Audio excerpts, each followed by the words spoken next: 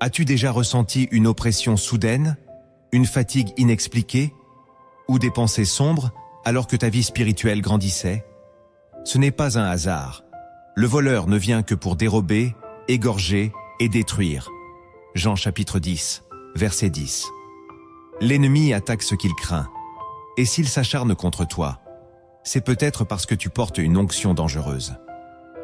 Dans cette vidéo, tu vas découvrir les signes invisibles que seul un élu de Dieu endure. Et pourquoi ces attaques sont la preuve que tu es sur le chemin du ciel. Si ce message trouve un écho en toi, abonne-toi maintenant, clique sur j'aime et reste jusqu'au bout. Une prière finale t'attend. Écris en commentaire « Je suis attaqué parce que je suis porteur de feu ». Car ce que tu vis dans l'ombre est un témoignage puissant de ce que Dieu veut manifester au grand jour. Tu n'es pas seul dans cette guerre. Dans toute la Bible, les élus de Dieu ont été des cibles constantes des ténèbres. Joseph fut jeté dans une fosse. David fut pourchassé par Saül. Jérémie fut rejeté par son peuple. Et Jésus lui-même, l'élu par excellence, fut tenté au désert avant de commencer son ministère. Souviens-toi de la parole que je vous ai dite. Le serviteur n'est pas plus grand que son maître. S'ils m'ont persécuté, ils vous persécuteront aussi. Jean chapitre 15, verset 20. Ces versets ne sont pas symboliques, ils sont prophétiques. Ils annoncent que toute vie réellement consacrée à Dieu deviendra une cible. Le monde ne comprend pas cette dimension invisible. Beaucoup croient que suivre Christ éloigne les souffrances. Alors que c'est souvent l'inverse, être choisi, c'est être exposé. C'est marcher avec Dieu dans un monde qui ne le veut pas. Et c'est ce que nous allons explorer en profondeur dès maintenant.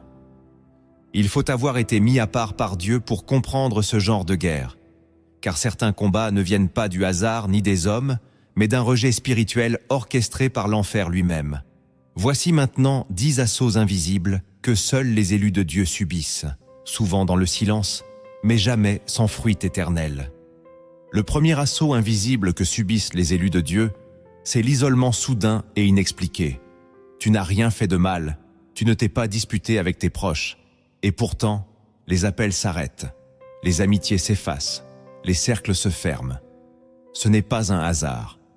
Dieu t'extrait volontairement du bruit pour pouvoir parler à ton âme dans le silence.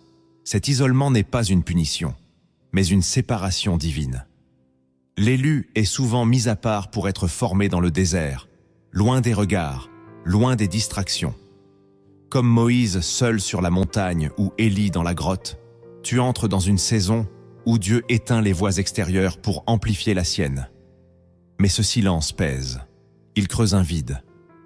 Et l'ennemi en profite. Il insinue que tu es oublié, rejeté, inutile. Il t'attaque dans ton identité, espérant que tu fuis ce désert sacré. Ce premier assaut est difficile à discerner, car il ressemble à un échec social ou affectif. Mais en réalité, il s'agit d'une retraite stratégique de Dieu, une mise à part pour te révéler ce que les foules ne peuvent comprendre. Tu apprends à ne plus dépendre de l'approbation des hommes, mais de la voix du Père. Tu es formé dans l'ombre pour un appel dans la lumière. Si tu traverses cela, ne panique pas. Dieu ne t'a pas abandonné. Il t'a caché. Il t'a préservé. Il t'a mis à l'abri, comme une semence enfouie dans la terre avant de germer. Tu n'es pas seul. Tu es mis à part. Ce n'est pas la fin, c'est le commencement.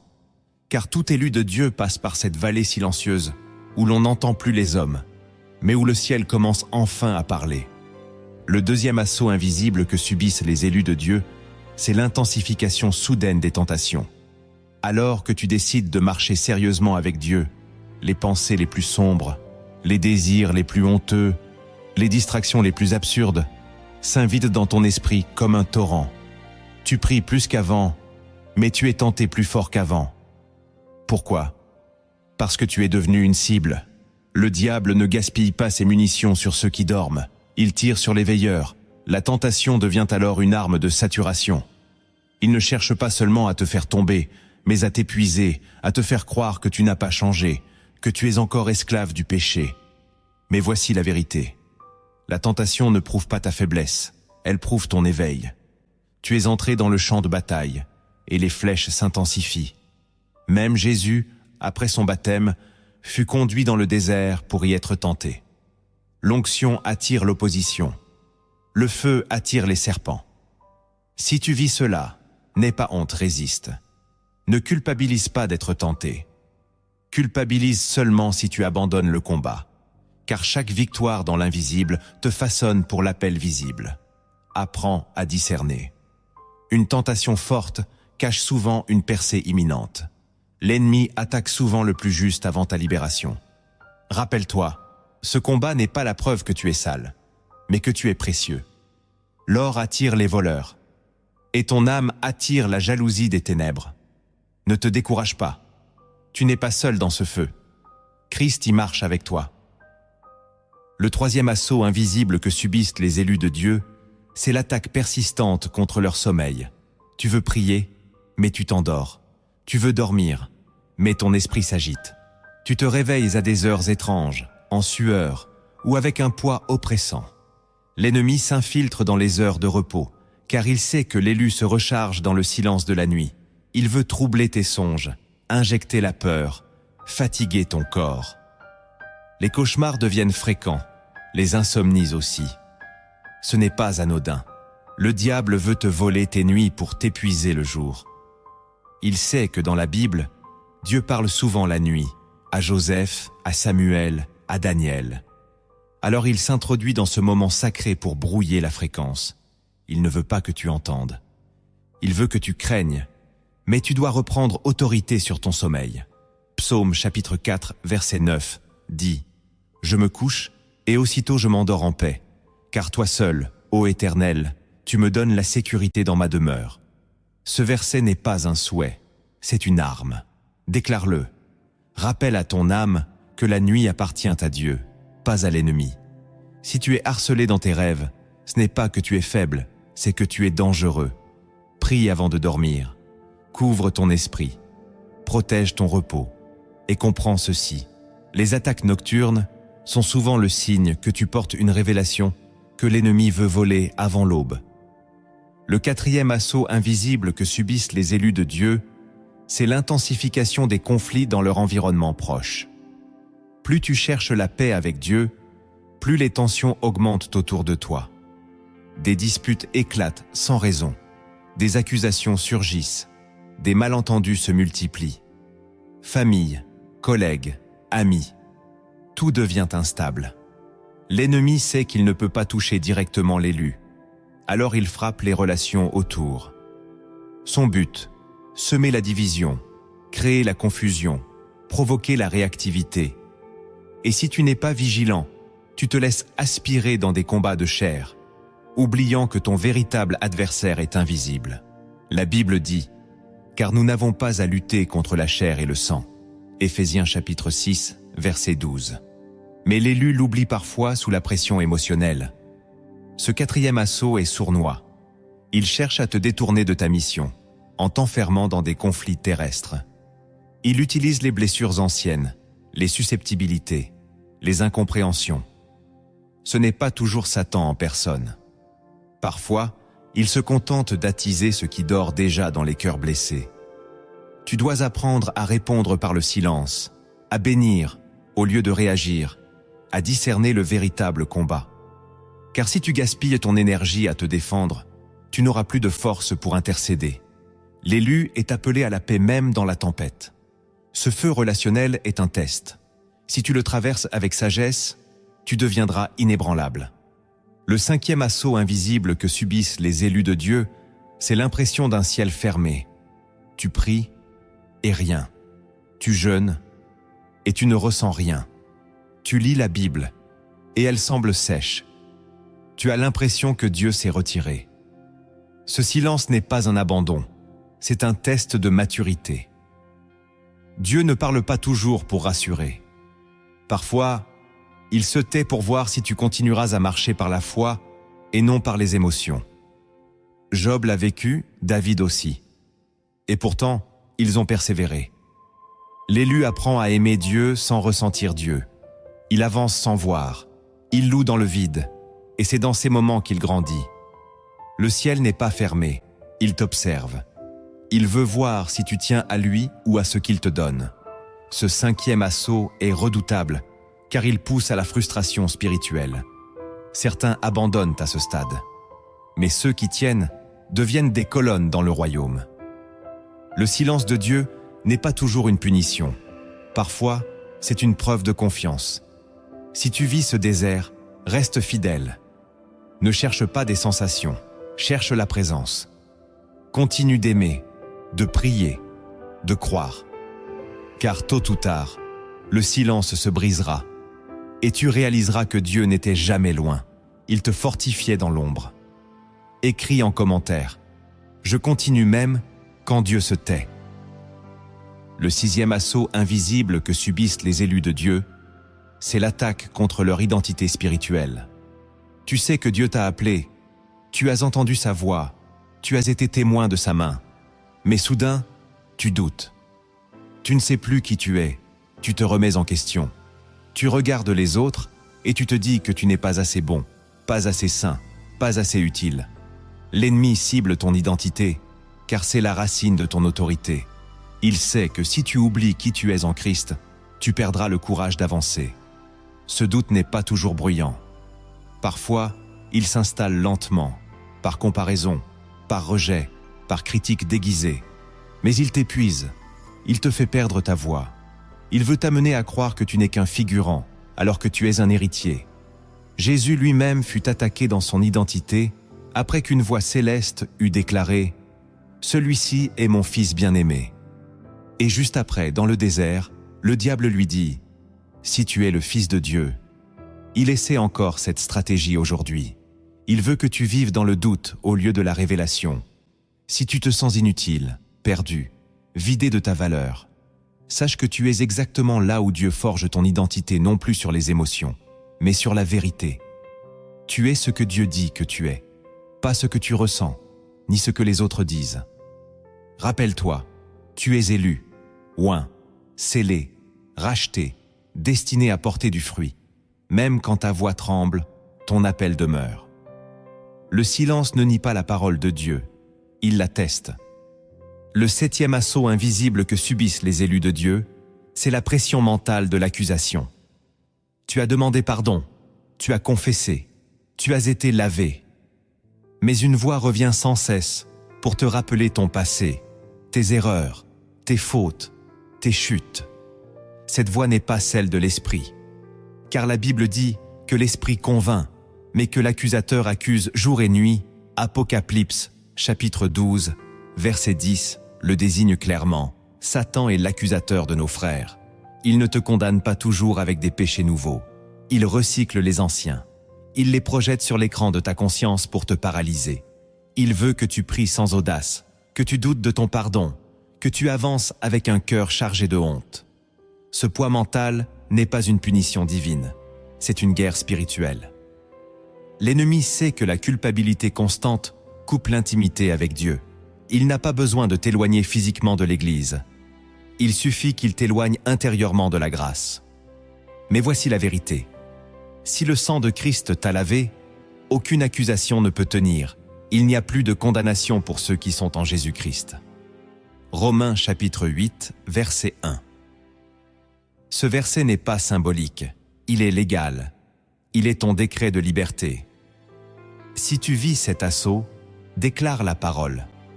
Résiste. Rappelle à l'accusateur qu'il n'a plus accès à ton cœur.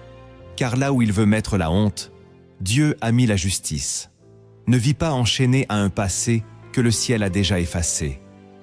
Le 8e assaut invisible que subissent les élus de Dieu, c'est l'attaque contre leurs finances et leurs provisions. Tu sers Dieu de tout ton cœur, tu obéis, tu donnes, tu pries. Et pourtant, tout semble bloqué. Les ressources se tarissent, les projets échouent, les portes restent fermées. Tu te demandes si Dieu t'a oublié. Mais il y a une réalité que peu osent dire. Les élus sont souvent éprouvés dans leurs provisions pour apprendre la dépendance totale. L'ennemi le sait et il cible cette zone. Il veut que tu lies la bénédiction de Dieu à ta réussite matérielle. Il veut que tu conclues que l'absence d'argent signifie l'absence de faveur. mais c'est faux. Joseph était béni en prison. Paul était dans l'abondance même dans le manque. Et Jésus lui-même a dormi sans oreiller, pourtant il était la parole vivante. Ce que tu vis n'est pas la fin, c'est une formation. Dieu teste ton cœur, pas ton compte. L'ennemi veut que tu te vendes, que tu abandonnes l'intégrité pour résoudre ta précarité. Résiste, ne cède pas à la panique, continue de semer, même dans la sécheresse. Continue de proclamer que ton Dieu pourvoira à tous tes besoins selon sa richesse. Philippiens chapitre 4, verset 19. Ce désert est temporaire, il est stratégique. Car ceux qui apprennent à dépendre de Dieu sans murmurer recevront plus tard une onction de provision surnaturelle. Ne baisse pas les bras. Le ciel ne t'a pas oublié. Il t'enseigne à marcher par la foi, non par la vue. Le 9e assaut invisible que subissent les élus de Dieu, c'est la sensation écrasante d'être spirituellement stérile. Tu continues à servir, à prier, à te lever la nuit. Mais tu as l'impression que rien ne porte du fruit. Tes paroles semblent vides, tes prières sans écho, ton ministère invisible. Tu vois les autres avancer, mais toi tu stagnes.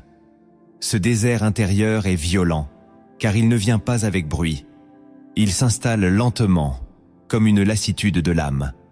L'ennemi te souffle que Dieu ne t'utilise plus, que ton temps est passé, que tu es vide. Mais c'est un mensonge. L'arbre ne porte pas des fruits toute l'année. Il y a des saisons de repos, de silence, de racines. Le silence de ton ministère ne signifie pas l'arrêt de ta mission. C'est dans le calme que Dieu taille, ajuste, guérit, repositionne. Même Jésus a eu 30 années de silence, avant 3 années de manifestation. Ton invisibilité est une chambre secrète où Dieu travaille ton cœur. Si tu vis cela, ne renonce pas, ne te compare pas, ne cherche pas la visibilité, cherche la fidélité. Dieu ne t'a pas stérilisé, il t'a caché pour que le fruit futur soit durable. Ce que tu portes en toi n'est pas mort, c'est en gestation. Et quand viendra le temps, personne ne pourra nier que c'était Dieu et non les hommes. Le 10e assaut invisible que subissent les élus de Dieu, c'est la solitude face à des révélations trop lourdes. Dieu commence à te parler, à t'ouvrir les Écritures, à te montrer des choses profondes. Mais tu n'as personne avec qui les partager. Tu parles et on te regarde avec suspicion. Tu discernes des choses que d'autres ne voient pas et on te prend pour orgueilleux. Tu perçois des attaques à venir, des pièges invisibles, des rêves prophétiques. Et tu dois porter cela seul. Cette solitude prophétique est un fardeau sacré. Jérémie pleurait seul. Ézéchiel fut mis à part. Jean était seul à Patmos. L'élu reçoit parfois des clés célestes qu'il ne peut transmettre immédiatement. Et ce poids l'écrase s'il ne le dépose pas à Dieu. L'ennemi veut que tu crois que tu es fou, isolé, égaré. Il veut que tu rejettes ton appel par peur d'être incompris. Mais si Dieu t'a révélé des choses, c'est qu'il t'a jugé digne de les porter. Tu n'as pas besoin d'être cru par tous. Tu as besoin d'être fidèle à celui qui t'a parlé. Le temps viendra où ce que tu portes deviendra lumière pour d'autres. En attendant, reste dans l'humilité.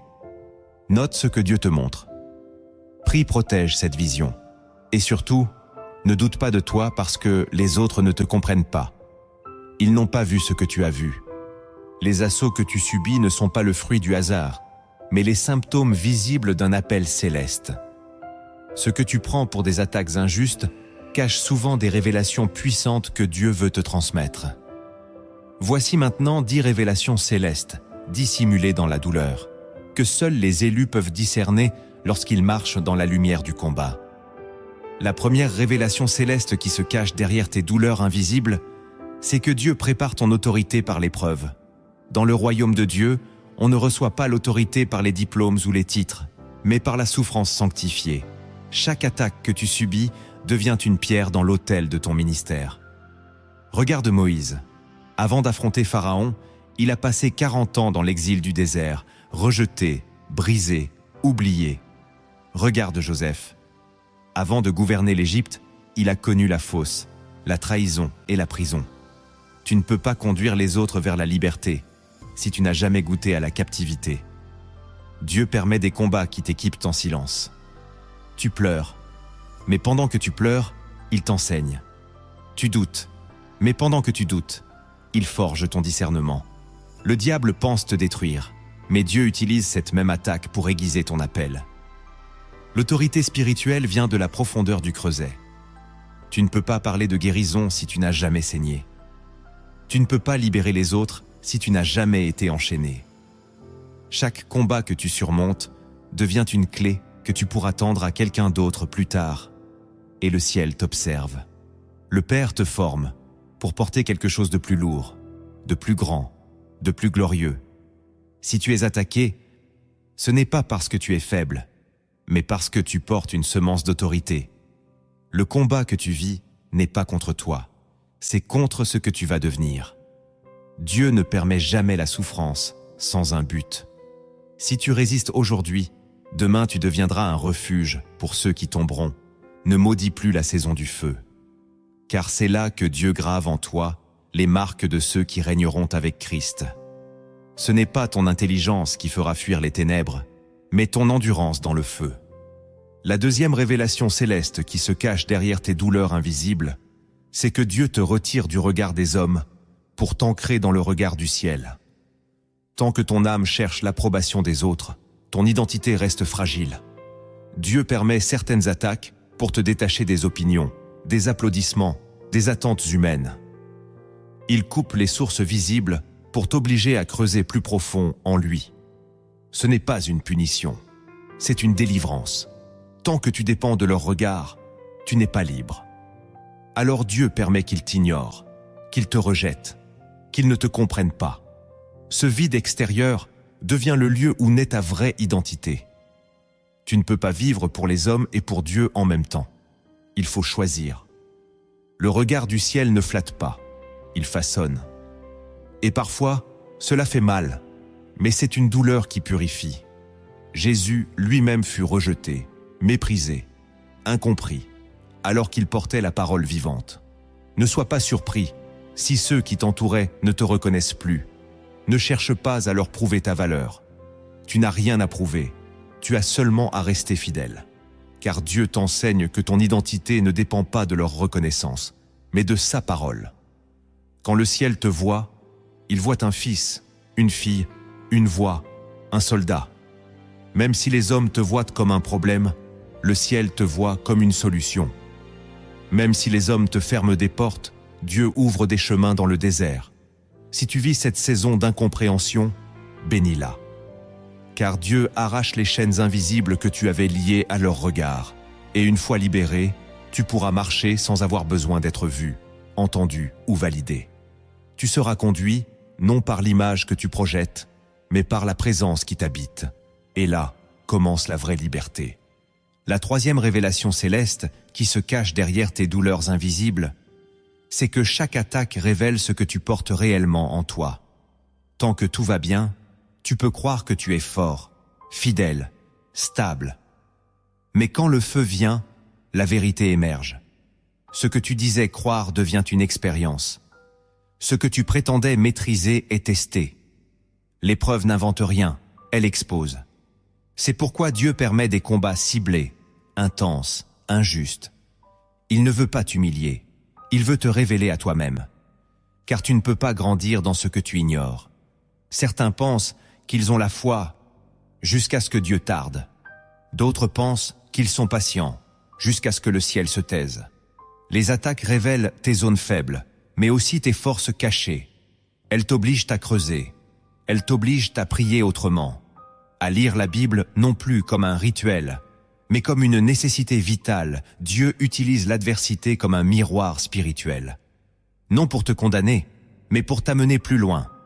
Car tu ne peux pas porter l'onction du ciel avec un cœur divisé, un caractère immature, une volonté fragile.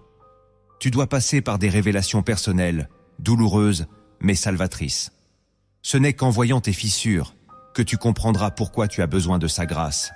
Et ce n'est qu'en traversant le feu que tu découvriras que sa présence est plus réelle que l'air que tu respires. Les attaques ne détruisent pas ton appel, elles le clarifient.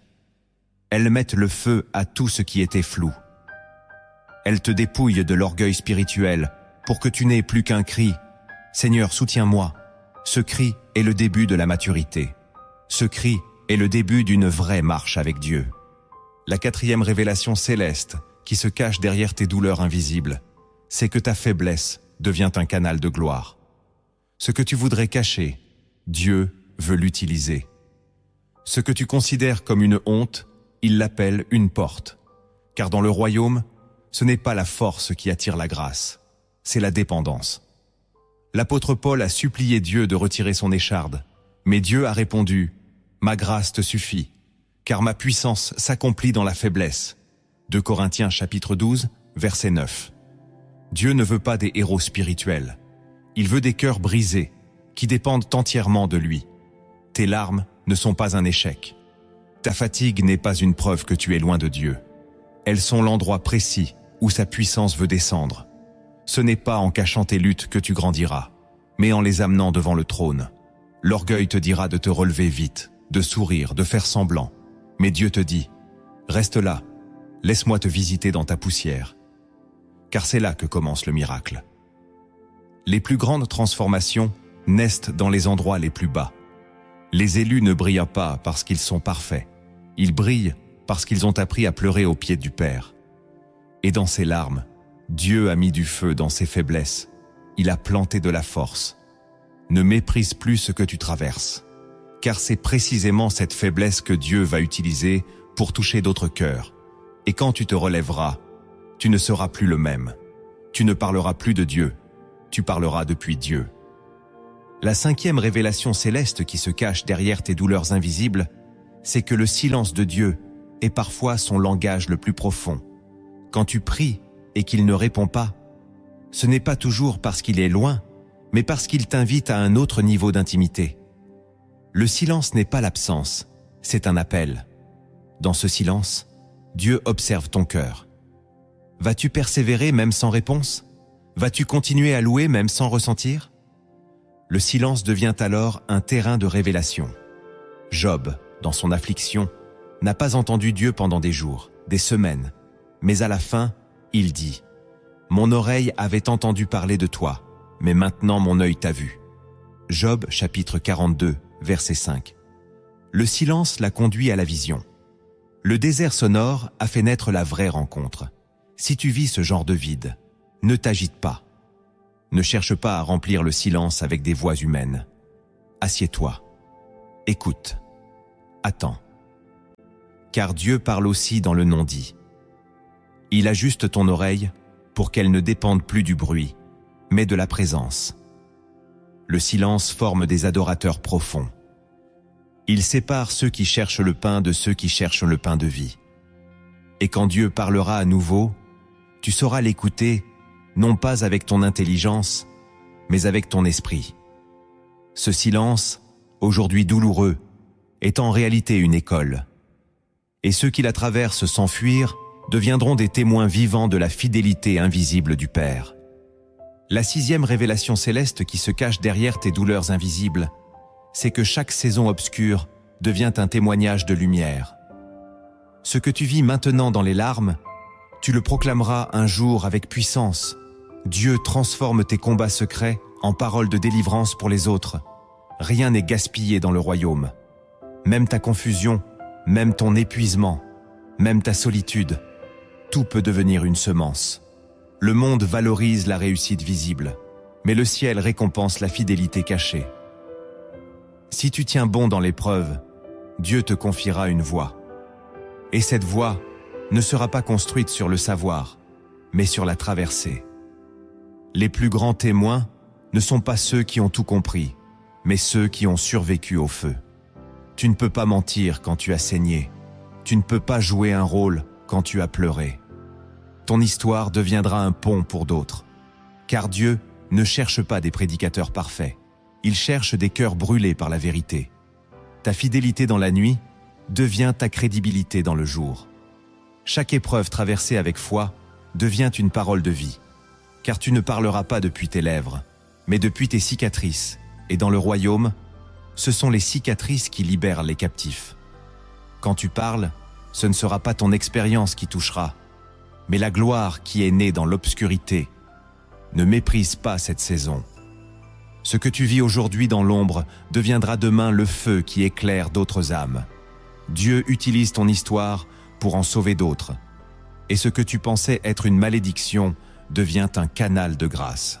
La 7e révélation céleste, qui se cache derrière tes douleurs invisibles, c'est que Dieu t'apprend à discerner les sources invisibles du mal. Toutes les attaques ne viennent pas de l'extérieur. Beaucoup viennent de mécanismes internes, de blessures non guéries, de pactes inconscients, d'héritages spirituels ignorés. Dieu utilise l'oppression spirituelle pour attirer ton attention vers des racines profondes. Ce que tu vis dans ton corps, dans ton esprit ou dans tes relations est parfois le fruit d'une origine plus ancienne, plus cachée. Les élus passent par des saisons où Dieu retire sa protection apparente pour les pousser à purifier des fondations. Tu pries, mais tu ne comprends pas pourquoi l'ennemi a accès et Dieu t'oblige à creuser. Tu dois revisiter ton histoire, confesser ce qui a été enterré, renoncer à ce qui te lie encore. C'est douloureux, mais salutaire. Car Dieu veut t'utiliser sans que tu sois lié à des chaînes invisibles. Il veut une liberté totale.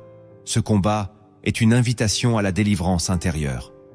Tu n'as pas été choisi pour être spirituellement passif, mais pour marcher dans la lumière, sans compromis, sans résidus du passé. Le feu que tu vis aujourd'hui brûle ce que tu ne peux pas emmener dans ta destinée. C'est un nettoyage céleste. Le discernement ne naît pas dans le confort, mais dans la souffrance. Ce que tu apprends dans cette douleur te permettra de libérer d'autres captifs plus tard. Ce combat t'ouvre les yeux. Il te réveille. Et ce réveil spirituel est le fondement d'une autorité durable. La 8e révélation céleste, qui se cache derrière tes douleurs invisibles, c'est que Dieu forme en toi un caractère qui résiste à la promotion. Tout le monde veut être élevé, mais peu supportent le poids de l'élévation. Car les bénédictions non préparées deviennent des pièges. Dieu permet des attaques prolongées pour briser ton orgueil, pour t'apprendre la patience, l'humilité, la sagesse. Il forge un caractère qui pourra supporter le poids de la gloire sans exploser. C'est pour cela que l'épreuve dure. Ce n'est pas que Dieu t'a oublié, c'est qu'il te prépare. Le ciel n'a pas peur de te bénir, mais il refuse de le faire. Si ta structure intérieure n'est pas prête, il ne t'expose pas tant qu'il ne t'a pas établi. Les douleurs que tu traverses ne sont pas des punitions, elles sont des piliers. Tu pleures, mais Dieu sculpte ton cœur. Tu luttes, mais Dieu solidifie ton fondement. Et quand viendra le temps de l'élévation, tu ne perdras pas la tête, tu ne prendras pas sa gloire, tu ne tomberas pas dans le piège de la vanité, car tu sauras d'où tu viens. Tu te souviendras du feu, et tu marcheras avec crainte et tremblement. Ce type de caractère ne se forge pas dans les livres, mais dans les batailles silencieuses. Tu n'es pas en retard, tu es en préparation. Ce que tu appelles retard est en réalité une grâce. Car Dieu ne veut pas seulement te bénir. Il veut que tu puisses porter la bénédiction sans t'écrouler. La 9e révélation céleste qui se cache derrière tes douleurs invisibles, c'est que Dieu te sépare pour mieux t'unir à sa volonté. Dans cette saison, tu perds peut-être des relations, des opportunités, des projets. Mais ce n'est pas une perte, c'est une extraction. Dieu retire ce qui ne peut plus marcher avec toi. Il t'arrache à ce qui te ralentissait. Il sépare l'or de l'impur. Ce processus est douloureux, car tu t'attaches. Tu crois que tu as besoin de certaines choses ou de certaines personnes pour accomplir ta mission. Mais Dieu t'enseigne que ta seule dépendance doit être envers lui. Il coupe les liens pour renforcer ton alliance avec sa volonté. Il ferme des portes que toi tu voulais garder ouvertes. Il te frustre dans tes efforts pour te forcer à revenir à ses plans. Et quand tu cèdes enfin, quand tu abandonnes ton scénario, il révèle le sien. Tu découvres une paix que tu n'avais jamais connue. Tu comprends que l'obéissance vaut mieux que les sacrifices. Tu réalises que sa volonté est plus douce que tous tes efforts, et tu entres dans un nouveau type de marche, non plus avec contrôle, mais avec soumission. Cette séparation que tu vis est une libération. Tu n'es plus esclave de ton agenda. Tu marches dans la paix d'un cœur aligné. Et là, Dieu peut t'utiliser pleinement, car il sait que tu ne résisteras plus à ses directions. Tu es devenu un vase vide, prêt à être rempli uniquement par lui. La 10e révélation céleste qui se cache derrière tes douleurs invisibles, c'est que ta souffrance devient une intercession silencieuse pour les autres. Ce que tu vis, d'autres ne pourront jamais le supporter. Mais Dieu t'a jugé capable. Il a vu en toi un intercesseur en puissance. Car l'intercession ne se limite pas aux paroles, elle se vit dans la chair, dans l'âme, dans les saisons de feu. Chaque larme versée dans l'obéissance devient un cri dans le ciel. Chaque nuit d'angoisse traversée sans abandon devient un encens puissant. Tu ne comprends pas pourquoi tu vis autant de choses. Mais ce n'est pas toujours pour toi, c'est pour ta génération. C'est pour les captifs. Tu portes sur toi les douleurs d'un peuple. Tu sens le poids de ce qui se passe dans l'invisible. Tu pleures sans raison, tu jeûnes sans savoir pourquoi. Tu te sens vide. Et pourtant Dieu t'utilise puissamment dans le monde spirituel. Ce n'est pas visible. Personne ne t'applaudit. Mais le ciel t'a vu. Dieu te confie des fardeaux que les autres ne voient pas. Tu es devenu un veilleur, un mur, une sentinelle. Et cette souffrance que tu vis devient une semence d'exaucement pour d'autres. Tu n'es pas fou. Tu es en mission. Tu n'es pas faible. Tu es utilisé. Continue. Car lorsque Dieu élèvera ceux pour qui tu intercèdes, il ne t'oubliera pas. Il inscrira ton nom parmi les héros invisibles de la foi, ceux qui ont souffert, mais en silence, pour la gloire d'un autre. Les révélations célestes ne suffisent pas si elles ne s'accompagnent pas d'un positionnement spirituel clair. Ce que tu fais maintenant, au cœur de l'épreuve, détermine ce que Dieu pourra confier à ta vie demain. Voici 7 positionnements spirituels que tu dois adopter si tu veux rester debout au milieu des assauts invisibles et entrer dans la plénitude de ta mission. Le premier positionnement spirituel que tu dois adopter pour traverser les assauts invisibles, c'est d'apprendre à tenir ferme quand rien ne change. Beaucoup prient, jeûnent, espèrent, puis s'effondrent quand le ciel tarde à répondre. Mais l'élu ne marche pas selon ce qu'il voit, il marche selon ce qu'il sait. Et ce qu'il sait, c'est que Dieu est fidèle, même dans le silence. Tenir ferme, ce n'est pas être insensible, c'est refuser de renier la promesse à cause du vide. C'est continuer à se lever, à adorer, à lire la parole, à aimer, alors même que tout semble figé. Ce positionnement n'est pas populaire. Il ne donne pas de frissons, il ne produit pas d'applaudissements. Mais il produit de la maturité. Dieu regarde ceux qui tiennent. Il cherche ceux qui restent, pas seulement ceux qui commencent. Car c'est dans la constance que la foi devient substance. Tu ne seras pas jugé sur l'intensité de ton feu du début, mais sur ta capacité à rester allumé quand plus rien ne brille autour de toi. Le diable sait cela, alors il mise sur ta lassitude. Il attend que tu t'arrêtes. Il attend que tu t'éteignes. Mais si tu restes, si tu tiens, même les anges viendront te fortifier, comme pour Jésus au désert, comme pour Élie sous le genêt. La fermeté attire la visitation. Elle attire l'huile. Ne cherche pas à ressentir, cherche à rester. Chaque matin où tu choisis de ne pas céder à l'amertume est une victoire spirituelle.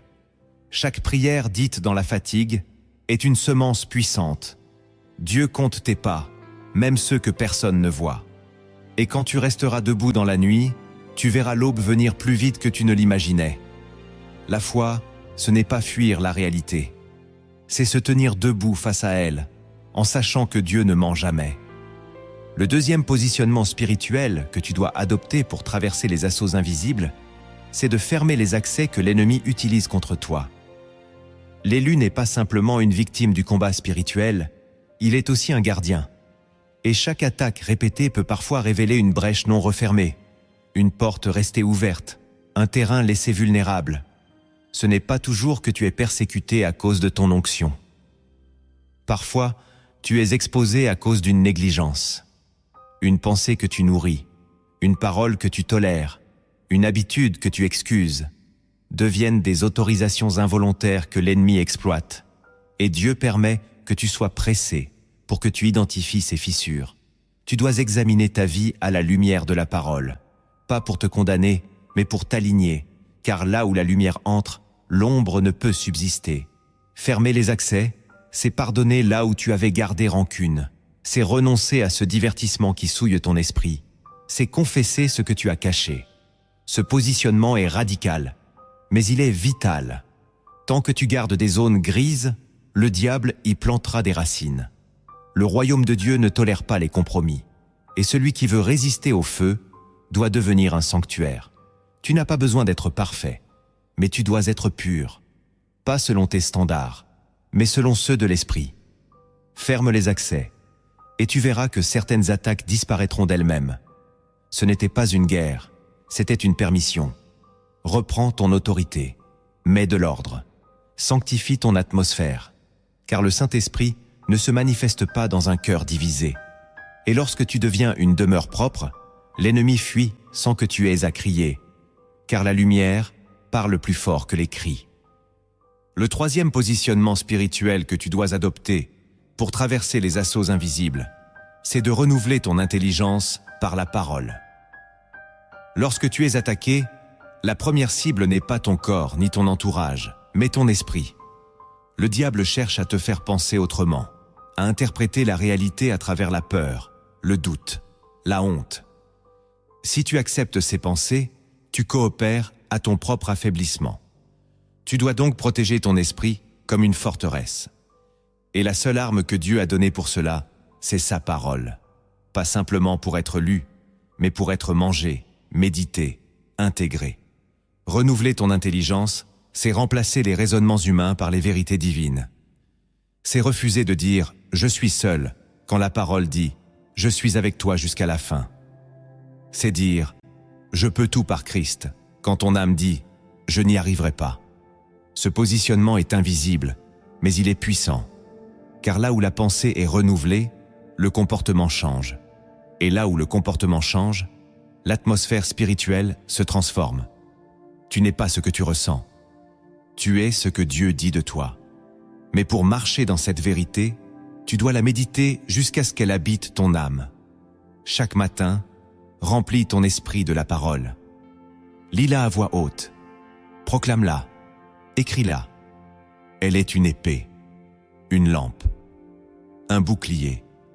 Et quand l'ennemi reviendra avec ses mensonges, tu auras de quoi répondre. Jésus a vaincu dans le désert, non par des cris, mais par des versets.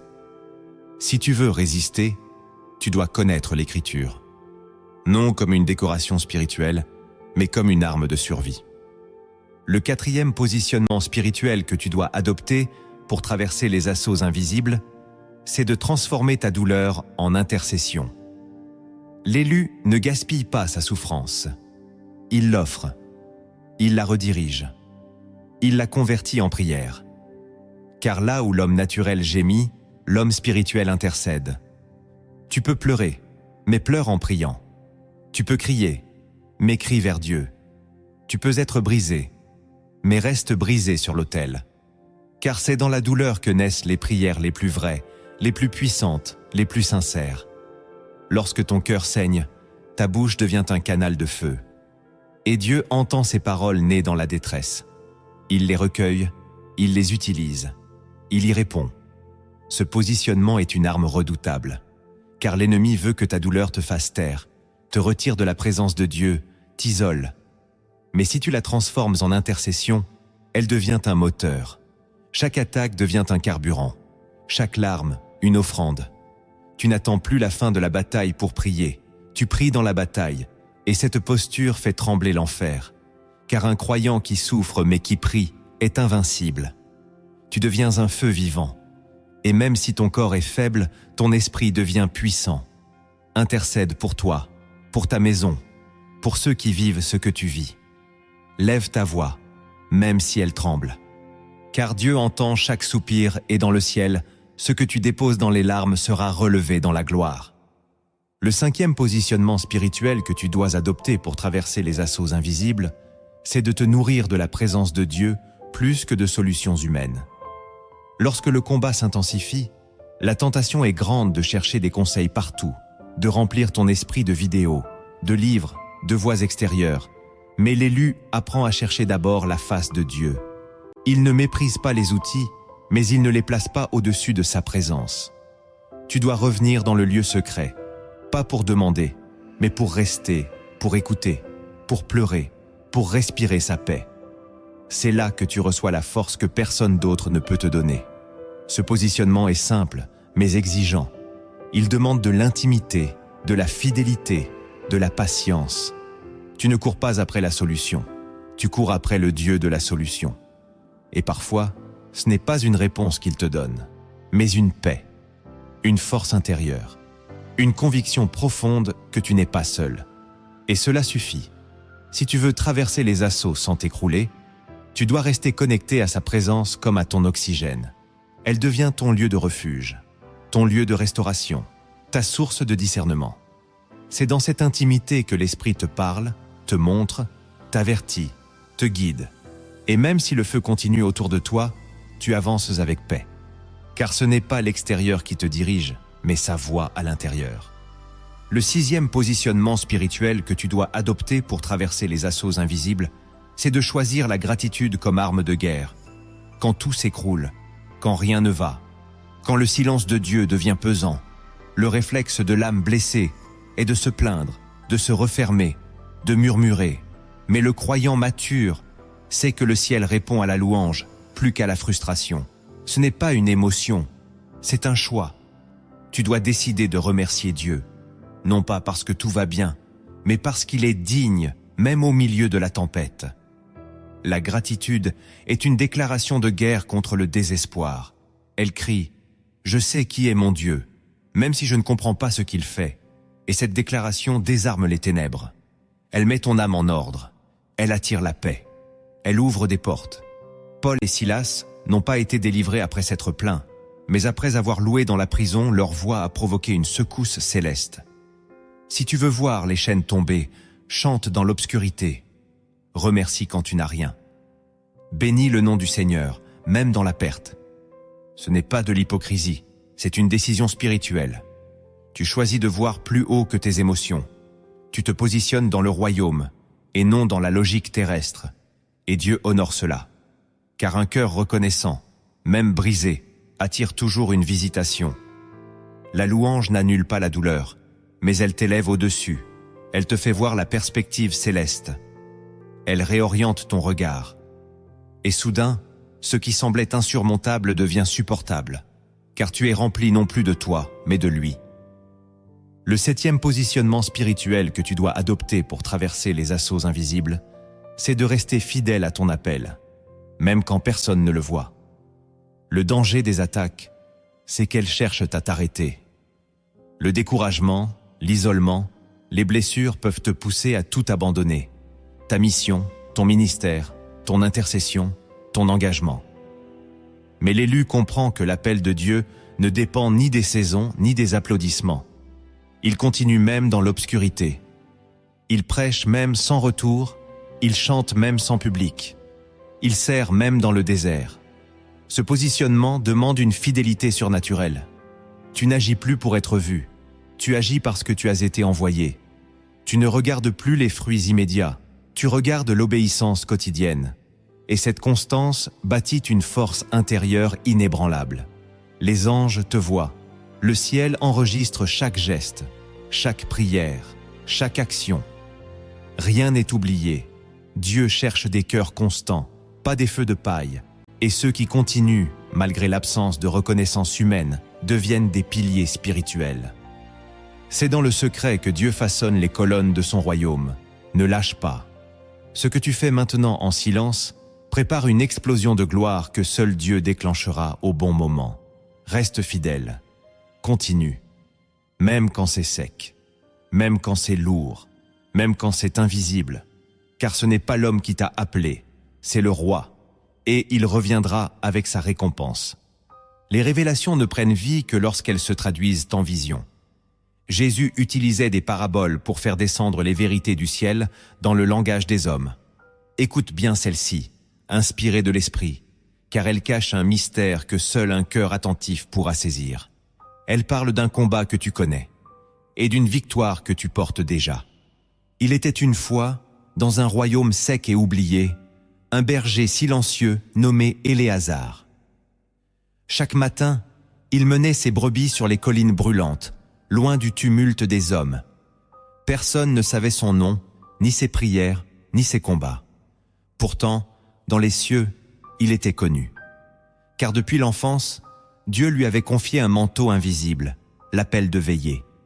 Mais avec ce manteau vinrent des assauts sans nom, des saisons de silence, des pertes étranges, des douleurs que personne ne voyait. Ses proches l'abandonnèrent. Sa voix se perdit dans les soupirs, et les ténèbres vinrent le visiter nuit après nuit. Mais Éléazar tenait. Il n'était pas parfait, mais il refusait de maudire. Il continuait à louer, même avec les larmes. Il continuait à protéger ses brebis, même blessées. Il continuait à croire, même sans comprendre. Un jour, alors qu'il priait sur une haute montagne, une lumière descendit. Non pas une voix tonitruante, mais une douce présence. Et dans cette lumière, une main tendit une coupe.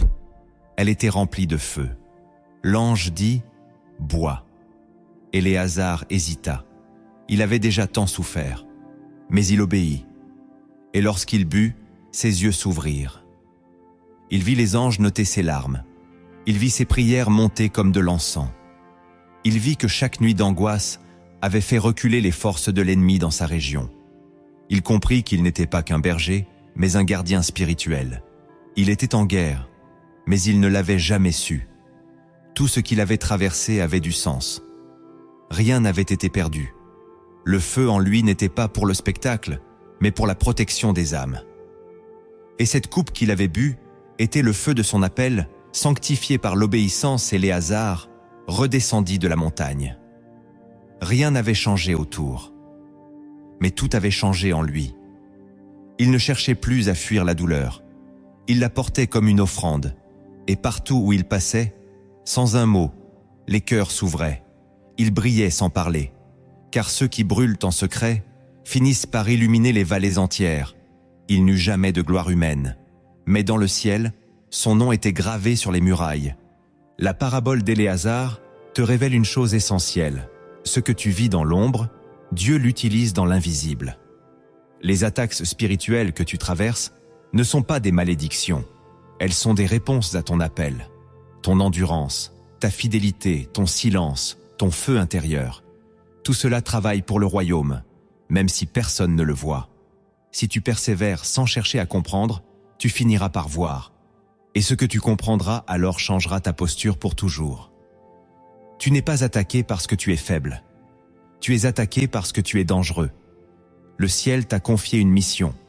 Et chaque douleur, chaque nuit, chaque soupir est une brique dans l'édifice éternel de ta destinée. Ne renonce pas, ce que tu vis est sacré. Tu es peut-être seul, mais tu es exactement à la place où Dieu veut briller à travers toi. Si tu as traversé des attaques invisibles, des douleurs muettes, des nuits sans réponse, ce n'est pas un hasard. Dieu ne t'a pas oublié. Il t'a formé, il t'a fortifié. Il t'a façonné dans le feu pour que ton témoignage devienne une lumière dans les ténèbres. Tu n'es pas ce que la douleur a voulu faire de toi. Tu es ce que Dieu a décrété depuis l'éternité. L'ennemi a tenté de te faire taire, de t'épuiser, de t'éteindre. Mais si tu es encore debout aujourd'hui, c'est que tu es plus fort que tu ne le penses. Ce message n'était pas un simple enseignement. C'était un appel. Un rappel céleste que tu es en guerre, mais que tu n'es pas seul. Le ciel est avec toi. Et tout ce que tu vis porte déjà du fruit, même si tu ne le vois pas encore. Maintenant, laisse-moi prier pour toi.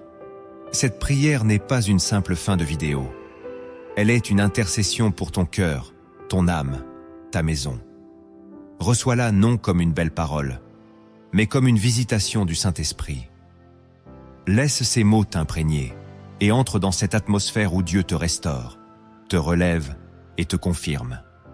Père Saint, je viens devant toi, non avec mes propres forces, mais avec un cœur entièrement tourné vers ta présence. Je te présente ton enfant, cette personne qui m'écoute, qui lutte, qui pleure parfois en silence, mais qui tient bon malgré tout. Seigneur, tu vois ces combats invisibles, ses pensées accablées, ses prières essoufflées. Tu vois les jours où elle se lève sans force, les nuits où elle se couche sans paix. Tu sais, tu comprends, tu es là. Et aujourd'hui, je te prie de l'entourer de ta lumière. Que ta présence entre dans chaque recoin de son cœur, que ta paix inonde son esprit, que ta main invisible relève ce qui est tombé. Là où le découragement a laissé une trace, viens poser ton espoir. Là où la peur a planté ses griffes, viens souffler ton amour parfait qui chasse toute crainte. Là où l'accusation a hurlé, viens faire taire l'ennemi avec ta vérité éternelle. Seigneur, je te prie pour sa famille. Protège-la. Garde chaque membre, chaque enfant, chaque parent sous ton sang précieux. Là où l'ennemi avait semé la division, que ton esprit vienne ramener l'unité. Là où il y avait la maladie, que ta guérison coule comme un fleuve. Seigneur, envoie tes anges dans sa maison, pour veiller pendant son sommeil, pour chasser toute oppression, toute présence étrangère. Que ton feu entoure son foyer comme une muraille de feu. Que ton nom soit élevé dans chaque pièce de sa demeure. Je te prie pour ses finances. Tu es le Dieu qui pourvoit, même dans le désert. Tu es celui qui a nourri Élie par des corbeaux, celui qui a multiplié les pains, celui qui ouvre des sources là où il n'y a que du sable. Fais-le encore, Seigneur. Ouvre des portes que personne ne peut fermer. Inspire des idées, des stratégies. Accorde ta sagesse dans la gestion, ta faveur dans les décisions, ta paix dans l'attente. Et s'il y a des dettes, des blocages, des injustices financières, interviens, ô Dieu. Manifeste-toi comme le Rédempteur, le Libérateur, le Dieu fidèle. Je te prie pour sa santé. Seigneur, touche son corps, touche ses organes, touche ses cellules. Là où il y a des douleurs chroniques, viens poser ta main. Là où il y a des maladies sans diagnostic, que la lumière de Christ vienne révéler et guérir. Tu es le même hier, aujourd'hui et pour l'éternité. Aucun cancer, aucune tumeur, aucune maladie auto-immune n'a le dernier mot. Ta parole dit, par tes meurtrissures, nous sommes guéris. Alors j'applique ce sang sur cette personne maintenant. Je proclame que son corps appartient à Jésus. Qu'aucun esprit d'infirmité ne puisse y rester. Je te prie pour sa vie sentimentale. Seigneur, tu vois les attentes, les frustrations, les blessures du passé. Tu vois les cœurs brisés, les espoirs déçus, les relations qui ont laissé des cicatrices. Viens guérir, Seigneur. Viens restaurer. Viens reconstruire là où il ne reste que des cendres. Pour celui qui attend, donne la patience et la paix. Pour celui qui est marié, donne l'amour renouvelé, le respect, la communication, la tendresse. Pour celui qui a été trahi, donne la force de pardonner et d'avancer. Ne permets pas que la solitude devienne un piège. Sois l'époux de l'âme avant toute chose. Je te prie pour son ministère, son appel, sa mission. Rappelle-lui pourquoi tu l'as choisi. Rappelle-lui qu'il n'est pas ici par hasard. Réveille les dons qui sommeillent. Réactive les paroles prophétiques oubliées. Donne des visions, des rêves, des directions claires. Envoie les bons soutiens, les bonnes connexions. Brise toute jalousie, toute sorcellerie, tout sabotage. Établis cette personne comme une colonne dans ta maison. Et même si elle ne se sent pas qualifiée, montre-lui que tu qualifies ceux que tu appelles. Je te prie aussi pour son âme. Garde-la pure. Garde-la ferme. Garde-la dans l'amour de la vérité. Ne permets pas que l'orgueil l'envahisse. Ne permets pas que l'amertume s'installe. Ne permets pas que le péché prenne racine. Que ton Esprit Saint souffle constamment en elle. Qu'elle devienne une habitation vivante pour ta gloire, une lampe allumée dans la nuit, un refuge pour ceux qui tombent, une voix pour les sans-voix, et qu'à la fin de chaque jour, elle puisse dire « Je t'ai aimé aujourd'hui, Seigneur, même sans comprendre, même sans sentir. Je suis resté avec toi. Enfin, Seigneur, donne-lui le repos, le vrai repos, celui que le monde ne peut donner. Donne-lui des nuits de paix, des matins de feu, des journées remplies de ta direction. Garde-la loin du mal, entoure-la d'anges, fortifie-la dans l'homme intérieur, et remplis-la de ton esprit. Qu'elle sache que tu es là, maintenant toujours, dans les larmes, dans les silences, dans les soupirs, et que rien, ni la mort, ni la vie, ni les épreuves, ne pourra la séparer de ton amour manifesté en Jésus-Christ. Amen. Si cette prière a touché ton cœur, alors ne garde pas ce message pour toi. Partage cette vidéo avec quelqu'un qui traverse une saison difficile, abonne-toi pour recevoir d'autres messages inspirés. Et surtout, écris en commentaire. Je suis resté debout malgré les assauts invisibles, car ta fidélité silencieuse résonne déjà dans le ciel.